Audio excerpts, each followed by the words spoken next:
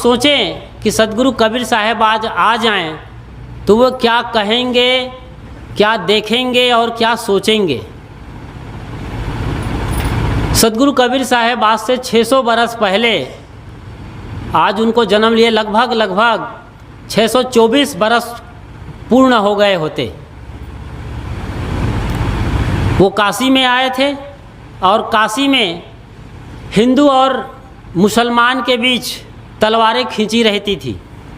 उनके बीच एक साधारण सा आदमी कमर पर एक कपड़ा लपेटा हुआ है, ऊपर एक कपड़ा ओढ़ लिया है, कमंडल लिया है, खड़ाऊ पहना हुआ है, इसके अलावा गले में माला है और कुछ भी नहीं है। वो आदमी जाकर के वहाँ उन्हें समझाया करता था और लोग उनको सुनते ही नहीं थे, मानते भी थे, क्योंकि वो फटकारते भी थे। जितना अच्छा फटकारते थे उतना अच्छा दुलारते भी थे। ये अद्भुत खूबी वाले संत हुए हैं, इसीलिए पूरी दुनिया में आज उनको पढ़ा जा रहा है, समझा जा रहा है। लोग पीएचडी ही नहीं, बड़े बड़े जो गवर्नमेंट हैं देश और दुनिया के, वो लोग भी रिसर्च और सर्च कर रहे हैं कि साहब इतने उस लालटेन के ज़माने में भी कैसे कह गए। शायद लालटेन भी नहीं था उनके ज़माने में, वो चिमनी का ज़माना था, ढेबरी जिसको बोलते हैं। उसके ज़माने में, मसाल लुआठी के ज़माने में वो इतनी बड़ी बात बोल गए हैं जो आज साइंस को टक्कर देती है। साइंस के लोग भी समझने को मजबूर हो गए हैं, कितनी बड़ी ऊंची बात बोल गए थे। और आज हालात वही है, आज और ज़्यादा प्रासंगिक हो गए हैं। पाकिस्तान और भारत दो पड़ोसी देश हैं जो कभी एक थे, टुकड़े हुए 47 में। जो अपने को मुसलमान समझते थे, कट्टर थे, वो चले गए और कुछ लोग रह गए भारत के अंदर। तो ये हिंदू मुस्लिम के बीच में जो बात आती रहती है बीच बीच में कई विषयों को लेकर के, आज उसकी आग लगी हुई है। बनारस के अंदर की ही बात है, ज्ञानवापी का जो मस्जिद है उसके अंदर में हिंदू विचारधारा के लोग बोलते हैं कि शिवलिंग है वो, और वहाँ जो मुसलमान हैं वो पूरे भारत के मुसलमान बोलते हैं कि वो एक सिर्फ फव्वारा है। बात शिवलिंग और फव्वारा की नहीं है, बात नासमझी की है। साहब क्या बोले थे, इनको क्या समझाए हैं, आज कोई साहब को नहीं पढ़ रहे हैं। मोदी जो प्रधानमंत्री हैं उनको तो कम से कम ठीक से पढ़ना चाहिए। देश के आप अगुवा हो, देश के गार्जियन हो आप, आपके इशारे पर सारा कुछ होता है। आपके अंदर जो बड़े बड़े अफसर हैं वो डिसाइड करते हैं। उन लोगों को, कबीर को पढ़ना चाहिए। यदि वो लोग सदगुरु कबीर साहब को पढ़ेंगे, बीजक को पढ़ेंगे, उनकी तमाम वाणियों को पढ़ेंगे जो साखी ग्रंथ में है और यत्र तत्र सर्वत्र फैली हुई है, तो उनमें मूल संदेश है, वो बड़ी बात है। वो जो एक डिबेट के दौरान नुपुर शर्मा ने कुछ आपत्तिजनक बात बोल दी थी, वो भी उकसाने पर। जब आप किसी की आस्था को बार बार ठेस पहुंचा रहे हो, फव्वारा है, फव्वारा है, आपकी आंखें में कुछ और है फव्वारा कहते हुए, आपका चेहरा कुछ और बोल रहा है, तो जो आस्थावान आदमी होगा, कोई भी होगा, किसी की आस्था को चोट पहुंचाना कोई मामूली हंसी ठिठोली का खेल नहीं है। तो वही हुआ, उनको उकसाया गया बार बार, तो वो आपा अपना खो बैठी और उन्होंने केवल कुछ ऐसी बात बोली है जो कि कुरान में 1000 बरस पहले से ये बात लिखी हुई है, कुरान के अंदर, हदीस के अंदर, और मुसलमानों की जो और भी धार्मिक ग्रंथ हैं, किताबें हैं, वहाँ यही बात लिखी है। जब आप किसी को उकसाते हो बार बार तो वो भी एक्साइटेड हो जाता है और वो आपके मर्म को छूने वाली बात बोलता है। और उसने यही बोला था, नुपुर शर्मा ने, कि मोहम्मद साहब ने भी आपकी किताब के अनुसार 6 बरस की आयशा से निकाह किया था और जब 9 बरस की हो गई आयशा तो उनके साथ संबंध बनाया था। ये वहाँ लिखा हुआ है। आज जो स्थिति है उनके अनुसार ऐसा कहना और ऐसा होना बिल्कुल गलत है, ये मैं भी समझता हूँ और मानता हूँ। आज कानून है भारत के अंदर, लेकिन अरब देश में आज से कम 1400-1500 साल पहले की ये घटना है। तब वहाँ की जो कंडीशन रही है, स्थितियाँ रही है, उनके हिसाब से मोहम्मद साहब कर रहे थे। ये मोहम्मद साहब की पत्नी खदीजा की मौत हो गई थी और 10 साल से वो ये सब कुछ देख रहे थे। तब औरतों की जो दशा और दुर्दशा थी अरब देश में, वो कैसी थी, जैसे भेड़ बकरियां और गाय भैंस को बेचा और ख़रीदा जाता है। आज यही हालत थी। जो विधवा महिला थी, जो कमज़ोर होती थी, जिन्हें त्याग दिया गया है, ऐसी परित्यक्त महिलाओं को जिनको तलाक दे दिया गया था, वहाँ ऐसे ही ख़रीदा बेचा जाता था। वहाँ ख़रीद लिया जाता था, कुछ दिन रखा जाता था, यूज़ किया जाता था, फिर बाज़ार पहुँच जाती थी। तो इस सामाजिक कुरीति को दूर करने के लिए वो मोहम्मद साहब ने खुद ये बीड़ा उठाया था और वो आयशा से निकाह किया था। ये सामाजिक मजबूरी थी और उसने सही रास्ता अख्तियार किया था और उन्होंने कम से कम 10 शादियाँ की थी। सही ढंग से किसी चीज़ को देखा जाना चाहिए, यही साहब भी कहते हैं बीजक के अंदर। वो दोनों परंपरा की अच्छी बातों को उस समय भी बोलते थे। तलवारें खींची हैं, उनके बीच जाकर के साहब समझाते थे और बोलते थे। और आज उसकी और ज़्यादा ज़रूरत है। साहब क्या कहते हैं, काशी काबा एक है, एक है राम रहीम, मैदा एक पकवान बहु, बैठ कबीरा जीम। काशी और काबा एक ही चीज़ के दो नाम हैं, राम रहीम एक ही दो चीज़ के नाम हैं अलग अलग। उसी शक्ति का, जिसे विश्व सत्ता कहा जाता है, law of nature, universal law, जिसकी सत्ता से ये पूरा ब्रह्मांड चल रहा है, पूरी दुनिया चल रही है, उसी के अलग अलग मत मज़हब परंपरा में नाम हैं। लोग इसको समझते नहीं हैं, सोचते हैं मुसलमान कि अल्लाह ही चलाता है, खुदा ही चलाता है, यूहन्ना ही चलाता है, और बात छोटी सी आती है और बिगड़ जाती है। मुस्लिम कंट्री की जो पूरा संगठन है OIC के 57 देश के लोग हमारे खिलाफ हो गए थे। इतनी कट्टरपंथीता उनके अंदर है। और यही मुसलमान लोग हमारे देश के हिंदू देवी देवताओं के तमाम मजाक उड़ाते रहते हैं, कोई नहीं बोलता है। कश्मीर के अंदर हमारे हिंदुओं को मारा जाता है, कत्लेआम किया जाता है, कोई मुसलमान नहीं बोलता, कोई मुसलमान का राष्ट्राध्यक्ष नहीं बोलता, कोई देश इसके लिए बयान जारी नहीं करता। पाकिस्तान के अंदर तमाम हिंदुओं को गाजर मूली के तरीके से काट दिया जाता है, कोई चूँ चाँ नहीं करता है। सोचिए ज़रा, आप जब बोलते हैं तो आपको सब जगह बोलना चाहिए, क्योंकि आदमी सिर्फ आदमी है। आदमी कोई ठप्पा लगा के नहीं आता है पिछवाड़े पर, देखा है कोई निशाना लगा है कि ये मुसलमान है और ये हिंदू है। इस पर साहब ने जमकर बोला है बीजक के अंदर में। आस्था पर ठोस पहुंचाने पर नुपुर शर्मा ने जो बोल दिया वो कोई बहुत बड़ी बात नहीं है, किताब में लिखी है, आज़ादी की अभिव्यक्ति है। हाँ, गुस्सा होकर बोली है उसने और चिढ़ाने के अंदाज में बोली है, तो उन्होंने माफ़ी भी मांग लिया है और उसको सरकार ने अपनी पार्टी से निकाल लिया है।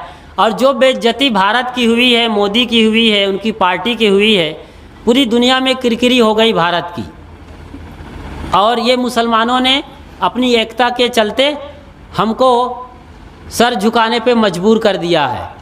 लेकिन कुछ दिनों का खेल है, वक्त बदलता है, अब समझ में आने लगा है और वो अब ढीले पड़ गए हैं। तो साहब को पढ़ने की ज़रूरत है, कबीर साहब को। कबीर पंथ में जो तमाम विसंगतियां आ रही हैं, देश के जो वर्तमान स्थिति है, हिंसा, हत्या, बलात्कार, भ्रष्टाचार, लूटपाट, आदमी को आदमी नहीं समझा जा रहा है, मत मजहब और परंपरा के नाम पर देश बटा हुआ है, इसको बहुत बारीकी से आज भी समझने की ज़रूरत है। राम रहीमा एक है, नाम धराया दोए, कहें कबीर दोई नाम सुनी, भरम पड़ो मति कोय। कितनी साफ बात करते हैं साहब जी कि कोई मत बनता है देश काल में और उसका कोई अगवा हो जाता है और उसके अनुसार से वो पंथ, वो परंपरा, वो मजहब चलती है। उसके अपने झंडे होते हैं, उसके अपने कानून होते हैं, रूल्स और रेगुलेशन होते हैं, ठीक है। और सभी धर्मों में सब जो कि मत, मजहब और परंपरा है, मानव को मानव समझने की बात कही गई है। सबके साथ प्रेम से व्यवहार करना सिखाया जाता है। सब वहाँ शाकाहार की प्राथमिकता होती है। प्रेम, सत्य और अहिंसा का ही वहाँ पर पाठ पढ़ाया जाता है। लेकिन जब आदमी कट्टरपंथी हो जाता है, चाहे वो हिंदू हो चाहे मुसलमान, तो आदमी आदमी नहीं रह जाता, राक्षस हो जाता है। सदगुरु कबीर साहब इसीलिए दोनों को फटकारते थे और आज भी उस फटकार की ज़रूरत है। साहब कहते हैं कि चलो भाई तुम मुसलमान हो, कहते हो कि हमारा जो अल्लाह ताला ही सब कुछ है, उसी ने दुनिया बनाया है, उसी के सारे पे चलती है, उसको हम फॉलो करते हैं। साहब एक बड़ी बात करते हैं। साहब पूछते हैं कि तुम्हारी बात मान लेते हैं कि तुम मुसलमान हो, अल्लाह तुम्हारे खुदा हैं, पैगंबर हैं, खतना नबी पैगंबर हैं। तो साहब सवाल करते हैं, सुनत कराए तुरुक जो होना, औरत को क्या कहिए? अर्ध शरीरी नारी बखानी ताते हिंदू रहिए।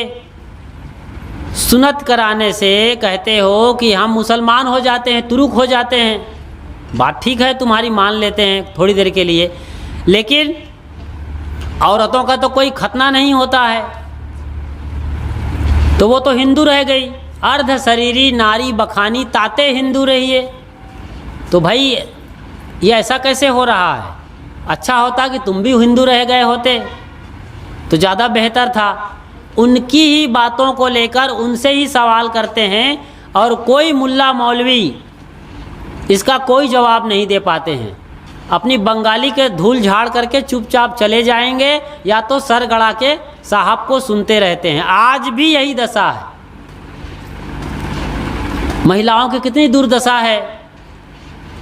मुसलमानी परंपरा की बात कर दे तो पुरुष कुछ भी कर सकता है, लेकिन 3 तलाक तलाक तलाक तलाक बोल दे और वो उसको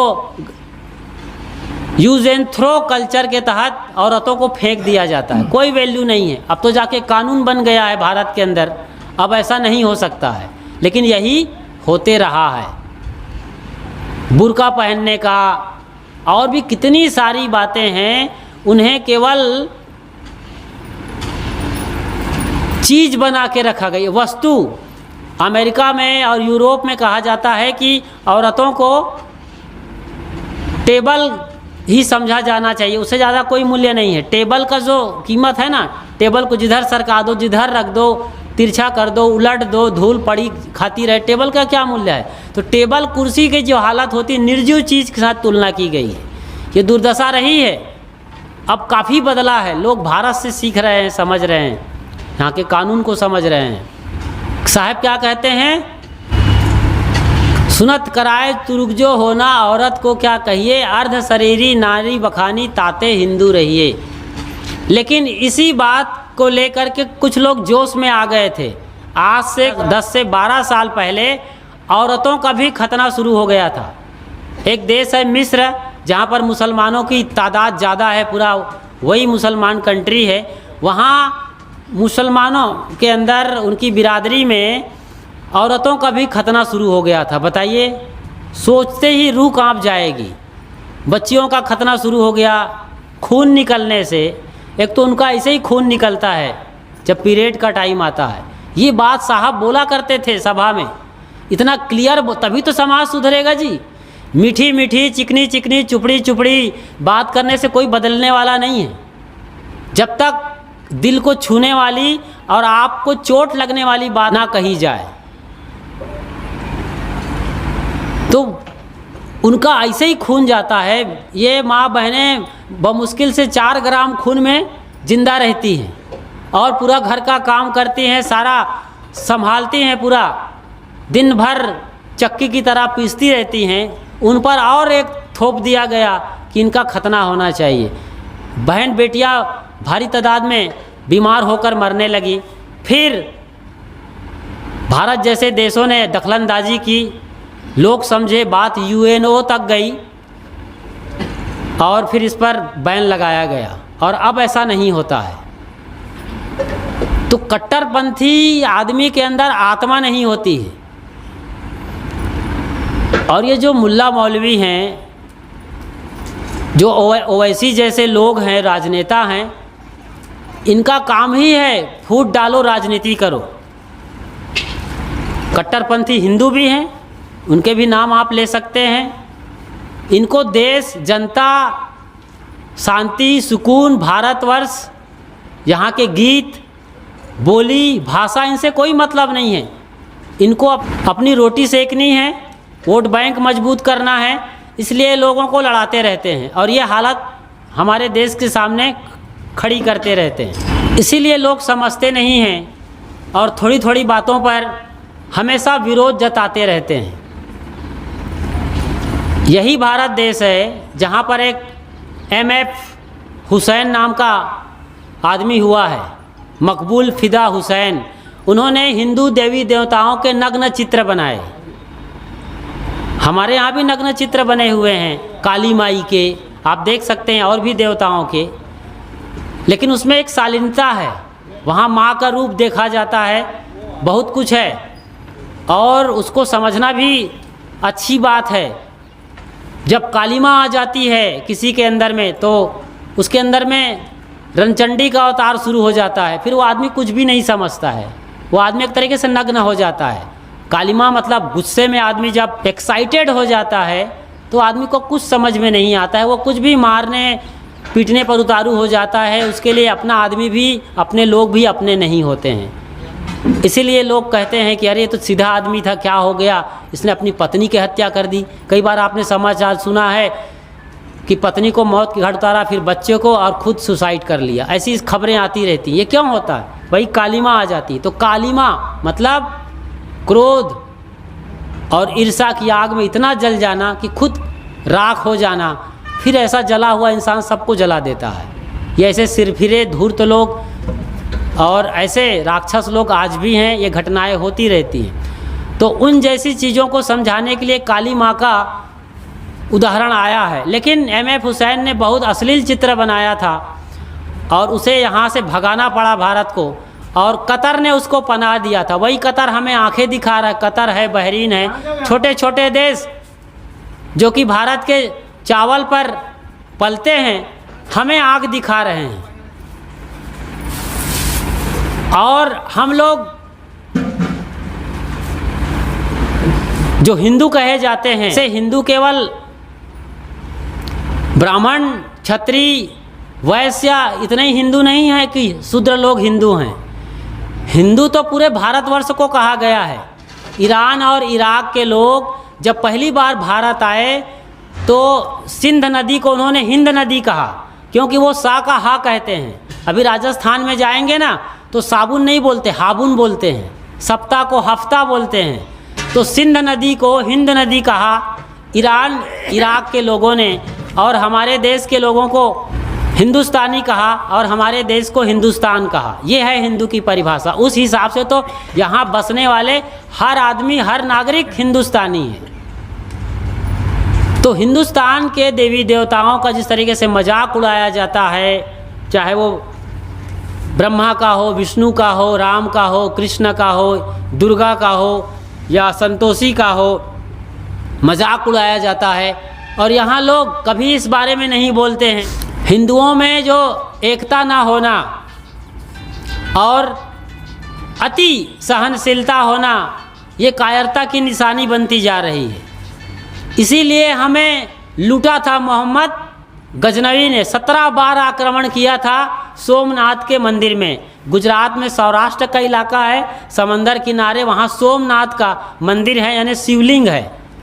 उसको 17 बार लूटा था उस आदमी ने, क्योंकि वहाँ सोने चांदी से वो मंदिर लदा हुआ था। पूरा सोने चांदी से भरा हुआ वो मंदिर था।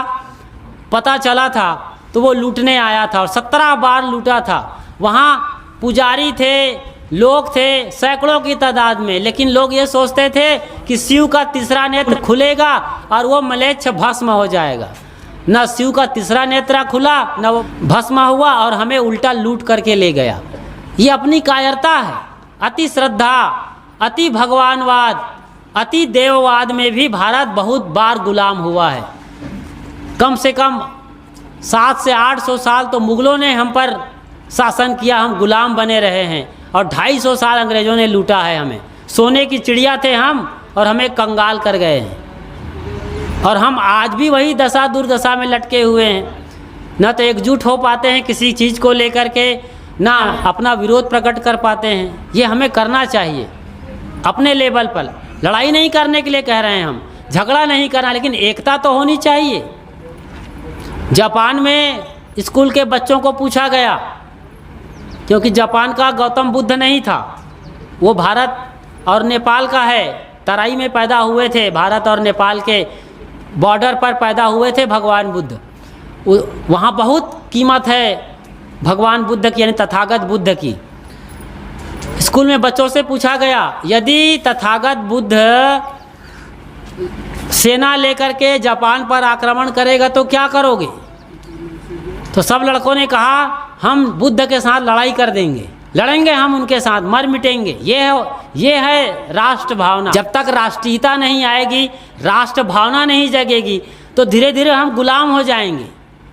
जिस तरीके से मुसलमानों की तादाद बढ़ रही है, वो कई पत्नियां और कई शादियां कर सकते हैं, दर्जनों बच्चे पैदा कर सकते हैं, उनके लिए कोई कानून नहीं है।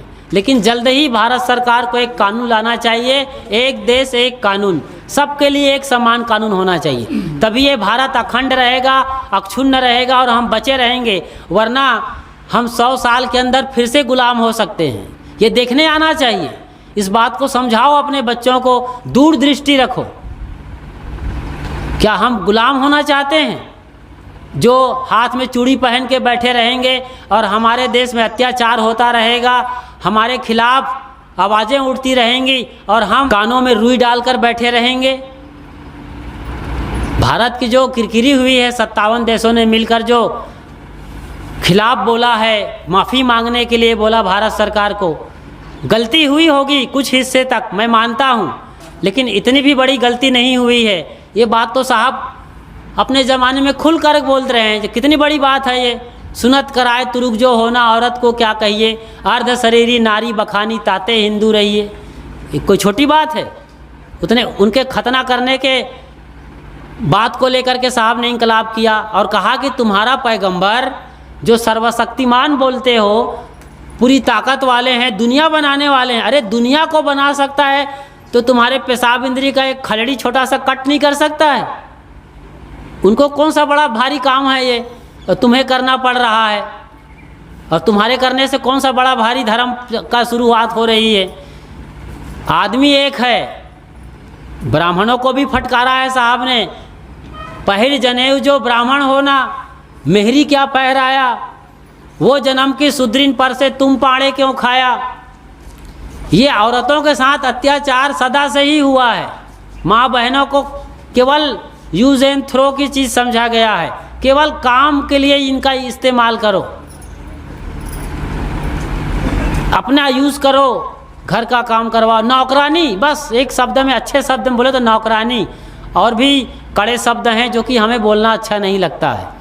तो नौकरानी के तरीके से इस्तेमाल किया गया। आज भी कई घरों में नौकरानी के तरीके से समझा जाता है माँ बहनों को, जबकि वो गृह मंत्री हैं घर की, पूरा देश और दुनिया संभाल रही हैं, पूरा बजट संभालती हैं। आदमी दिवालिया भी हो जाए तो उस पागल आदमी को ये लोग अपने बची हुई जो पूंजी होती है गुल्लक से संभालती है और दिवालिया होने से बचाती है। बहुत बार बहुत सारी चीज़ें हैं, आपके घर में नहीं होता इसका मतलब ये नहीं क्या हो रहा है। आप देखिए नारियों की दशा दुर्दशा को, चैनल में यही खबरें आ रही हैं, अखबार के बैनर हेडलाइन में यही खबरें छप रही हैं। टोनही के नाम पर जलाया जा रहा है, कहीं शक के नाम पर, और उसको नंगा घुमाया जा रहा है। ये हो रहा है हमारे देश में आज 21वीं सदी में।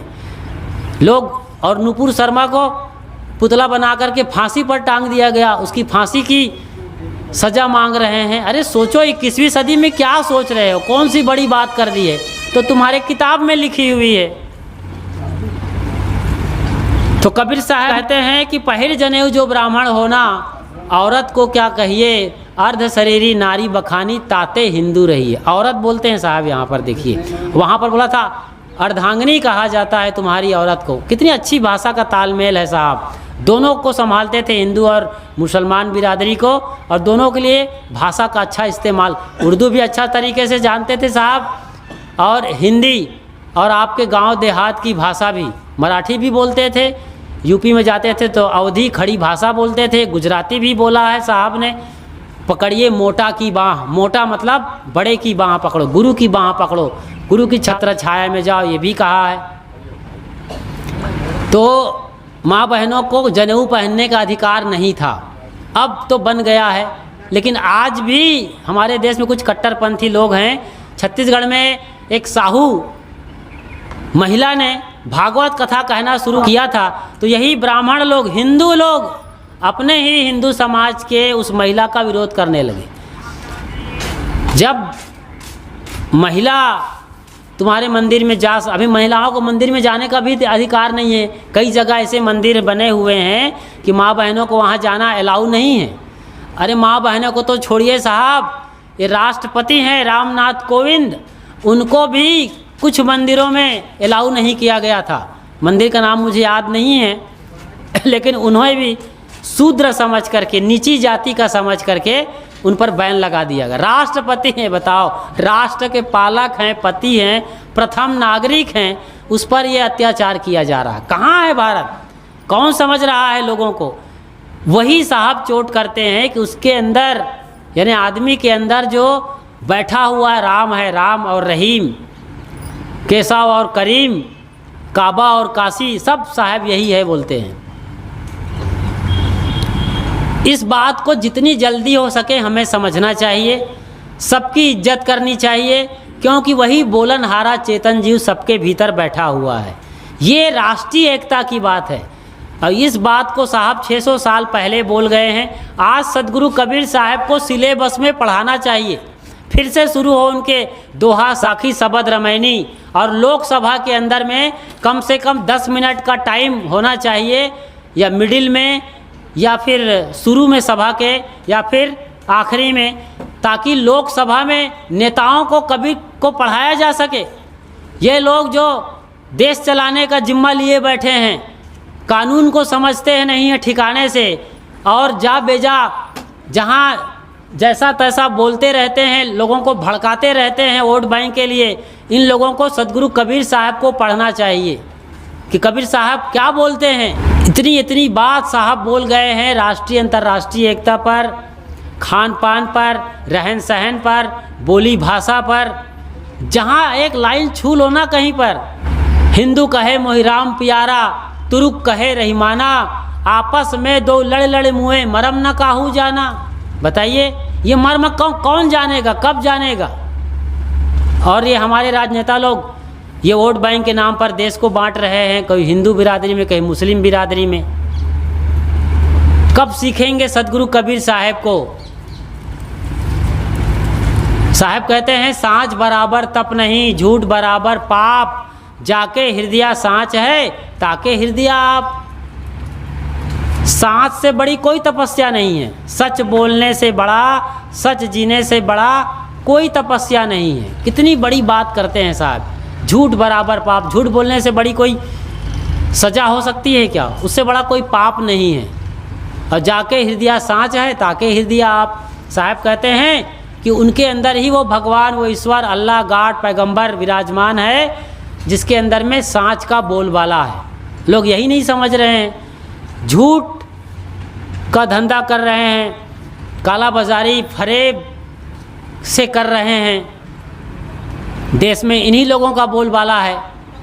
तो सदगुरु कबीर साहब को समझना है, इसके लिए अपने घर से शुरुआत करनी होगी आपको। आप कबीरपंथी हैं, कुछ देर वक्त निकालिए शाम के समय और साहब की वानियों को पढ़िए। एक आदमी पढ़े घर का, चाहे वो दादा हो या दादी, या फिर घर का जो बहू भी पढ़ सकती है, बहू को भी दर्जा मिलना चाहिए। बहू पढ़े बीजक की वाणी को। सदगुरु अभिलाष साहब ने बिल्कुल सरल अर्थ कर दिया है। एक साखी पढ़े और बच्चे भी बैठे रहें, बहू पढ़े और सब सुने, कितनी बड़ी बात है। बहू केवल रोटी सब्जी बनाने वाली मशीन नहीं है, माँ है। मैं समझता हूँ कि माँ दूध भी देती है और रोटी सब्जी भी पूरे घर को खिलाती है। वो सफाई भी करती है, नाली भी साफ़ करती है, वो मंदिर है घर के अंदर, उसको पूजा भी करती है। ये बड़ी बात है।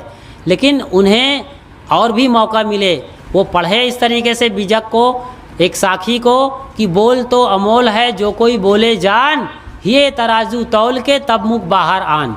इसकी व्याख्या करें, थोड़ा बताएं साहब को पढ़ करके जो लिखा है। ये बच्चे सीखेंगे। संत नहीं मिलते हैं आश्रमों में, संत कहाँ हैं? कम हो गए, संत नहीं मिल रहे हैं। सदगुरु अभिलाष साहब जब से गए हैं कबीर पंथ में संतों की कमी हो गई है। उनको देख के आते थे, उनकी रहनी गहनी को। धीरे धीरे सिलसिला और बढ़ेगा, फिर से आएंगे, लेकिन संत बिरले बिरले मिलते हैं, जल्दी मिलते नहीं हैं। इसलिए आप ये घर में करिए, हर दिन शाम को बैठिए, एक दोहा साखी चौपाई पढ़िए और उसके बाद अर्थ करिए, बताइए, बच्चों को सिखाइए, फिर भोजन प्रसाद लीजिए। ये कबीर आश्रम है सुखदेव टोली। आप लोग यहाँ 25 परिवार जुड़े होंगे कम से कम। इतने लोग हर संडे को आइए या हर पूनम को आइए, एक पखवाड़े में आइए और बैठिए, ऐसी चर्चा करिए, अपने घर की समस्या को रखिए। खाली किताब पढ़ने से कुछ नहीं होगा, इसमें अपनी समस्या को शामिल करिए। जैसे मैंने कबीर साहब की वाणी पर आज देश जो जल रहा है, कितने लोग मारे गए, कानपुर से लेके कतर तक आग फैल गई, कई देश शामिल हो गए, यूएनओ तक बात चली गई, यूएनओ को भी हस्तक्षेप करना पड़ा, और कई शहरों में भारत के दंगा भड़क गए, राहजनी हो गई, लूटपाट हो गया, आगजनी हो गई, पत्थरबाजी हो गई। और सोचो जरा, जो बेकसूर लोग मारे गए उसमें उनका क्या कसूर है? कुछ लोगों ने भड़का दिया। ये चैनल वाले भी भड़काने का काम ज़्यादा करते हैं। ऐसी खबरें दिखाने से उनकी टीआरपी बढ़ जाती है, वो माला माल हो जाते हैं, उनका नाम होता है और लोग बेमौत मारे गए बेचारे।